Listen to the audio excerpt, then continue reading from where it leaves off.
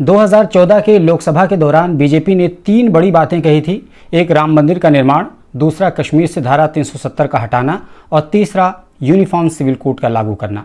ये 3 बातें बीजेपी ने अपने मैनिफेस्टो में कही थी। उनमें से 2 चीज़ें पूरी कर चुकी है और एक चीज़ यूनिफॉर्म सिविल कोड बचा हुआ था।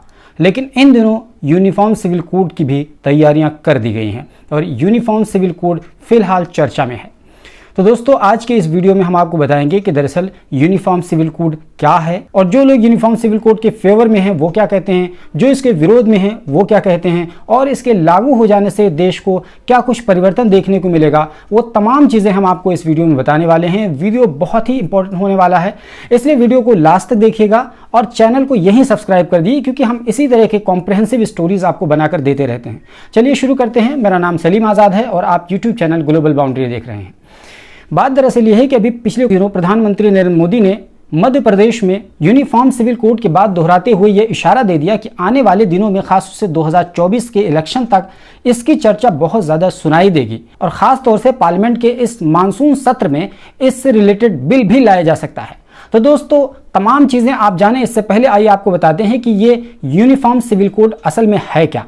दरअसल भारत का कोई नागरिक अगर भारत में कहीं पर भी चोरी, डकैती, हत्या या इस जैसी कोई भी अपराध करता है तो भारत में जो क्रिमिनल लॉ है उसके एतबार से सज़ा दी जाती है। यानी आईपीसी, इंडियन पिनल कोड के एतबार से किसी भी व्यक्ति ने अगर कोई अपराध किया है तो उसको सज़ा दी जाएगी, चाहे वो किसी भी धर्म का हो, किसी भी जाति का हो, किसी भी जगह का हो। पूरे भारत में सामान्य रूप से ये चीज़ लागू होती है।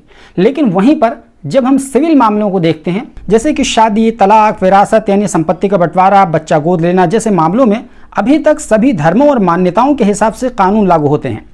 लेकिन यूनिफॉर्म सिविल कोड लागू हो जाने की सूरत में सभी धर्मों के लिए क्रिमिनल मामलों की तरह इन मामलों में भी एक ही जैसा कानून लागू होगा और इसी को यूनिफॉर्म सिविल कोड कहा जाता है, जिसको हिंदी में समान नागरिक संहिता कहते हैं। दोस्तों, जहां तक यूनिफॉर्म सिविल कोड की बात है तो इसके बारे में भारत के संविधान के आर्टिकल 44 में इसका जिक्र मिलता है और बाकायदा तौर पर संविधान में ये बात कही गई है कि राज्य भारत के पूरे क्षेत्र में नागरिकों के लिए एक समान नागरिक संहिता सुनिश्चित करने का प्रयास करेगा।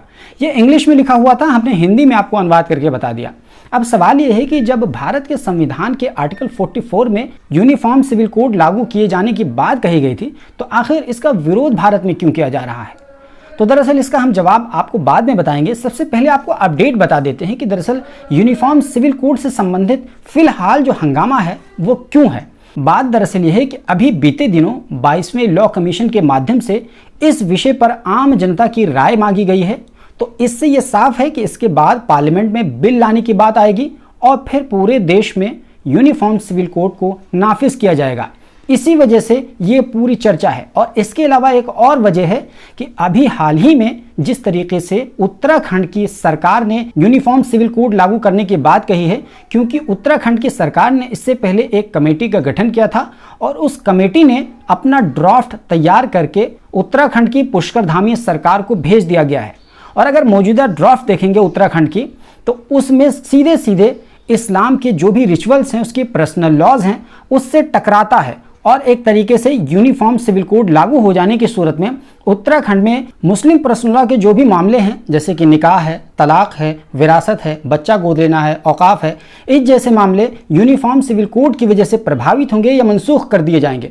अब ऐसी सूरत में सवाल यह है कि जो भारत का आर्टिकल 25 से 28 तक, जहां पर किसी भी धर्म को मानने, अपने पर्सनल लॉ के एतबार से चलने की आज़ादी है, उनका क्या होगा, ये सबसे बड़ा सवाल है। तो इसी वजह से उत्तराखंड के यूनिफॉर्म सिविल कोड पर बहुत ज़्यादा चर्चा हो रही है।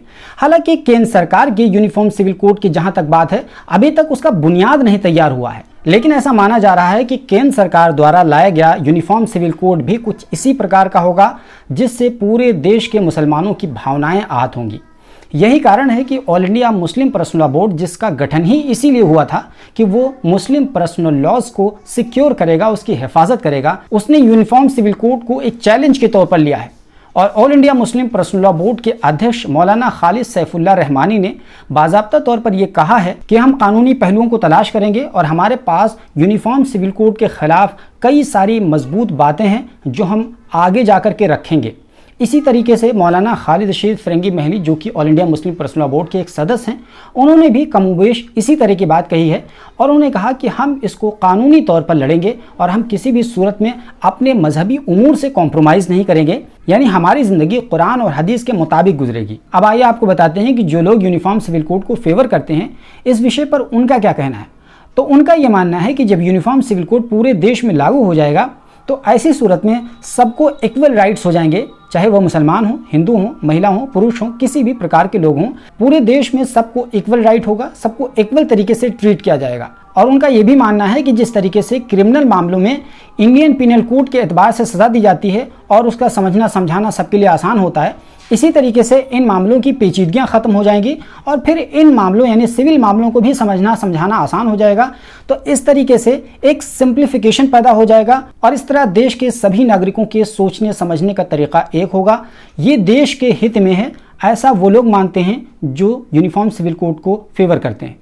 और जो लोग यूनिफॉर्म सिविल कोड को फेवर नहीं करते हैं, उसके अगेंस्ट जाते हैं, उनका ये मानना है कि दरअसल देश विविधताओं से भरा हुआ है, कदम कदम पर भाषाएं बदलती हैं, मान्यताएं बदलती हैं और इस देश में कई सारे धर्मों के, कई सारी जातियों के, कई सारे संप्रदाय के, कई सारे कबीलों के रहने वाले हैं। उनके सबके रिचुअल्स अलग हैं, ट्रेडिशंस अलग हैं, शादी विवाह, इन तमाम चीज़ों के। तो ऐसी सूरत में यूनिफॉर्म सिविल कोड के साथ इन मान्यताओं को बैलेंस बनाना बहुत मुश्किल हो जाएगा, बल्कि नामुमकिन हो जाएगा, क्योंकि बहुत सारी बातें तो सीधे सीधे इससे टकराती हैं। और दूसरी बात जो कही जाती है कि हमारे देश की खुसूसियत ही यही है कि हमारे देश में विभिन्न धर्मों, विभिन्न संप्रदाय, विभिन्न मान्यताओं के लोग एक साथ रहते हैं और सब अपने अपने रिचुअल्स को फॉलो करते हैं, फिर भी किसी को कोई दिक्कत नहीं होती है। और हमारा देश करीब पिछले 75 सालों से अब तक बहुत ही सुकून के साथ चला आया है, इसलिए किसी भी प्रकार के समान नागरिक संहिता की कोई ज़रूरत नहीं है।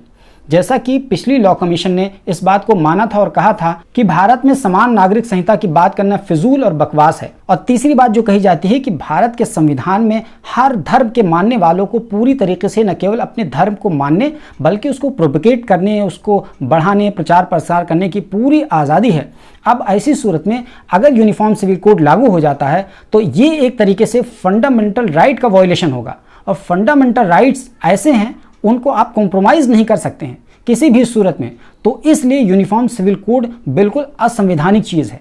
और इसके अलावा जो चौथी बात कही जाती है वो ये कही जाती है कि अगर आर्टिकल 44 ये कहता है कि यूनिफॉर्म सिविल कोड लाओ, तो ये बात कहाँ कही गई है कि यूनिफॉर्म सिविल कोड किसी भी धार्मिक स्वतंत्रता को ख़त्म करके लाई जाए? ये बात कहाँ कही गई है? ऐसा यूनिफॉर्म सिविल कोड क्यों नहीं बनाया जा रहा है जिससे धार्मिक स्वतंत्रता भी बाकी रहे और यूनिफॉर्म सिविल कोड भी बन जाए? अगर इस तरह का कोई यूनिफॉर्म सिविल कोड बनता है तो मुझे लगता है कि सारे लोग इसकी हिमायत करेंगे, कोई भी इसकी मुखालिफत में नहीं खड़ा होगा। लेकिन अगर यूनिफॉर्म सिविल कोड बनाने से ज़्यादा किसी को परेशान करना, किसी को टारगेट करना, अगर ये मकसद है, तब तो जाहिर सी बात है फिर यूनिफॉर्म सिविल कोड पर एक नहीं 1000 सवाल खड़े होंगे और इसके खिलाफ देश में लाखों करोड़ों लोग अपना विरोध दर्ज कराएंगे और एक प्रकार का देश में क्योस का और अनार्की का बेमतलब का माहौल पैदा होगा। अब ऐसी सूरत में सवाल यह है कि अगर देश में पिछले 75 सालों से यूनिफॉर्म सिविल कोड लागू किए बिना ही पुरसुकून माहौल है, सब लोग अपने अपने तरीके से रह रहे हैं और किसी को कोई दिक्कत नहीं है, तो फिर आखिर बीजेपी इतना उतावली क्यों है यूनिफॉर्म सिविल कोड लागू करने में? तो उसका बहुत आसान सा जवाब यह है कि दरअसल इसमें कंप्लीट पॉलिटिक्स है। और पॉलिटिक्स ये है कि दरअसल बीजेपी की जो पूरी राजनीति वो टिकी हुई है वो धर्म के आधार पर टिकी हुई है और उसमें से अधिकतर जो राजनीति है वो नफरत, एक दूसरे के खिलाफ लड़ने लड़ाने, भावनाओं को आहत करने कराने से संबंधित है। यही कारण है कि अगर बीजेपी अपने इन तमाम इश्यूज़ को छोड़ दे तो उसके लिए चुनाव जीतना शायद बहुत मुश्किल हो जाएगा। यही वजह है कि बीजेपी समय समय पर कुछ न कुछ इस तरह की चीज़ें ज़रूर अपने चुनाव में रखती है ताकि आसानी के साथ मासूम हिंदुओं के वोट को हासिल किया जा सके और उनको मोबिलाइज किया जा सके। ये दरअसल बीजेपी की राजनीति का तरीका है। अब सवाल ये है कि जब ये सब जानते हैं कि बीजेपी मुसलमानों के खिलाफ काम करती है, अधिकतर मामलों में मुसलमानों को हमेशा टारगेट करती है, तो आखिर जब प्रधानमंत्री मोदी इस्लामिक देशों में जाते हैं, मुसलमानों की कंट्रियों में जाते हैं, तो उनका भव्य स्वागत क्यों होता है? ये बहुत बड़ा सवाल है और लोग अक्सर पूछते हैं। तो इसका जवाब ये है कि वाकई में ये बहुत बड़ी विडंबना की बात है कि प्रधानमंत्री मोदी जब इस्लामिक देशों में जाते हैं तो उनका भव्य स्वागत होता है, इन तमाम चीज़ों को जानने के बावजूद कि भारत में मुसलमानों के साथ क्या कुछ हो रहा है। यही कारण है कि प्रधानमंत्री मोदी और उनकी टीम को बहुत अच्छी तरीके से ये पता है कि हम भारत में मुसलमानों के साथ कुछ भी करेंगे, उनको जैसे चाहेंगे ठोके बजाएंगे, कोई भी इस्लामिक देश इस मामले में चूं तक नहीं करेगा। और जहां तक देश के अंदर जो लोग मुसलमानों के खिलाफ होने वाले जुल्म पर आवाज़ उठा रहे हैं, उनको अलग अलग तरीके से उनकी आवाज़ बंद कर दी जाती है। कहीं उन पर कानूनी कार्रवाई कर दी जाती है, कहीं उनको इंटरनेशनल बता दिया जाता है, और कहीं उनको लोभ और लालच देकर खरीद लिया जाता है। यानी तमाम तरीके के हथकंडे अपनाए जाते हैं ताकि किसी भी तरह का कोई भी मामला मुसलमानों के खिलाफ हिंदुस्तान में हो रहा हो और कहीं भी, ना हिंदुस्तान में और ना ही देश के बाहर, इसके खिलाफ कोई आवाज़ उठे। तो ये प्रधानमंत्री मोदी और उनकी टीम के काम करने का तरीका है।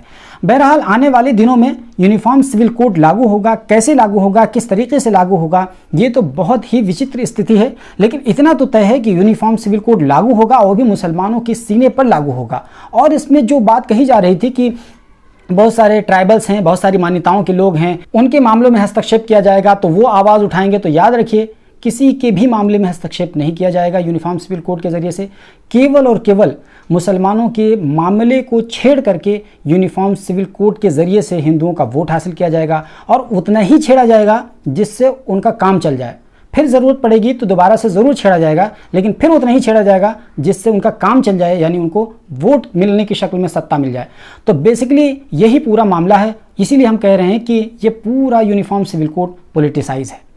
बहरहाल इस पूरे विषय पर और इसको आप किस नज़र से देखते हैं, कमेंट बॉक्स में ज़रूर बताइए। और हमारे चैनल पर पहली बार आए हैं तो ज़रूर सब्सक्राइब कर लीजिए।